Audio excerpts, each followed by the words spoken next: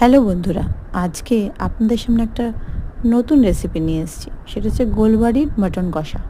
প্রথমে পেঁপে বাটা, লঙ্কার গুঁড়ো, হলুদ, নুন আর গোলমরিচ আর ধনের গুঁড়ো দিয়ে মাটনটাকে বেশ ম্যারিনেট করে ৩-৪ ঘন্টা রেখে দিন।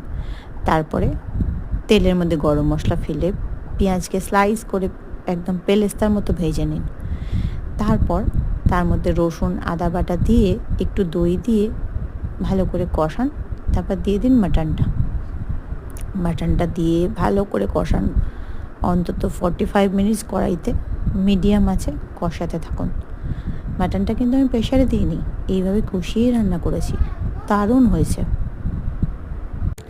এদিকে পাশে আমি আলুটাকে ভালো করে ভেজে নিয়েছিলাম একটু নুন দিয়ে আর একটু হলুদ দিয়ে। তারপর লাস্টের দিকে মাংসটা কষানো হয়ে গেছে, তখন আলুটা দিয়ে দিলাম, দিয়ে ভালো করে কষিয়ে একদম ড্রাই করে নামিয়ে নিলাম। কি সুন্দর সিদ্ধ হয়েছে মাংসটা, অদ্ভুত। পেঁপে বাটা দিয়ে মাংসটা করে দেখবেন, একদম গোলবাড়ি মাটন কষার মতোই হয়েছে।